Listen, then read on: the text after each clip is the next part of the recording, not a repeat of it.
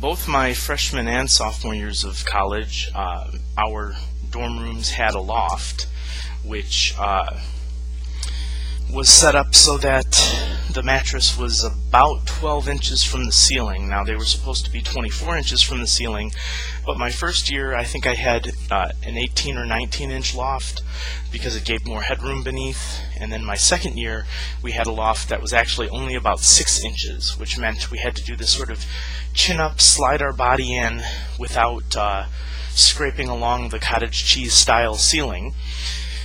There was a fire alarm one night that caused me to sit up because the fire alarm went off and crack my face against the ceiling.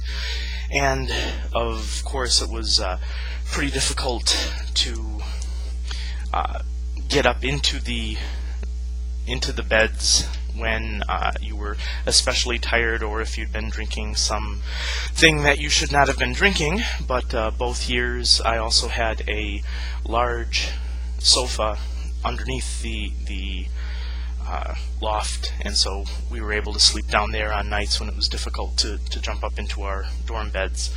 My junior year, my third year, I actually took almost 5.5 years, 5 years plus the summer. So I guess you can count that as like 5 1/4 or 5 1/3. It actually took me 5 1/3 years to graduate, because I was originally, when I went to school, I was a biochemistry major, pre-med curriculum, and I kept the biochemistry major pre-med curriculum on the books until nearly the end of my junior year, although I knew that I was going to become a teacher as of the end of my freshman year. I was looking for a lot of jobs because I had to pay for college myself. I had academic scholarships that paid for all of my tuition, and a very small portion of my life in the dormitory. But I needed to pay for the rest of my housing, and I needed to pay for various and sundry that I would use, my food besides the dorm food, and gasoline for riding around and all that type of stuff.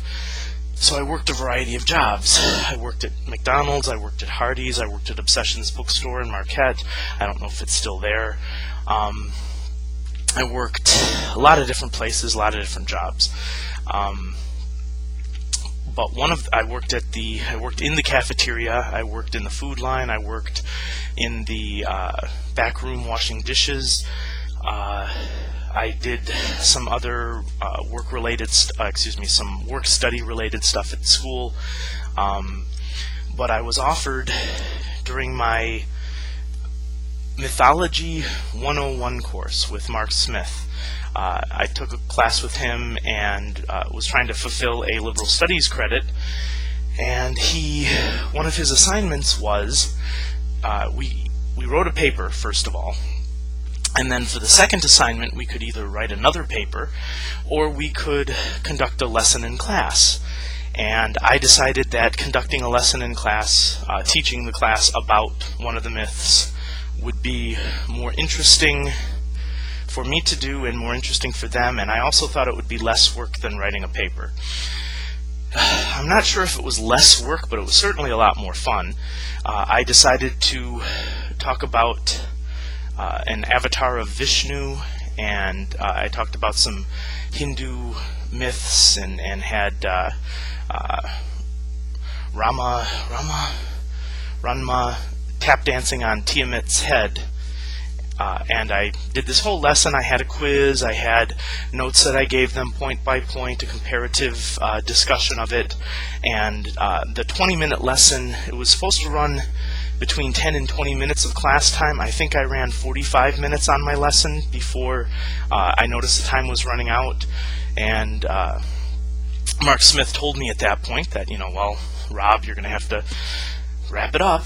So I finished that, and then the following week I received a letter inviting me to apply for a position as an English tutor.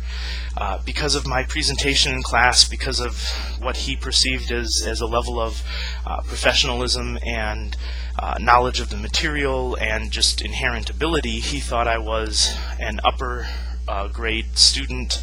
He thought I was a junior or senior, and so he was inviting me to be a tutor at the Writing Center. Well, I, of course, jumped at the chance to be a tutor because the pay was, I think, 75 cents over minimum wage. I think I was making $2.85 in the cafeteria at the time, and this was paying $3.50. Maybe it was paying $4 an hour, so it might have been even more than 75 cents over minimum wage. So this was a chance for me to work with my mind instead of my hands, and I wouldn't be getting dirty, and I thought tutor sounded much more prestigious than dishwasher. And so, of course, I applied. I was thrilled to apply, and then I got called into Mark Smith's office as part of the application process.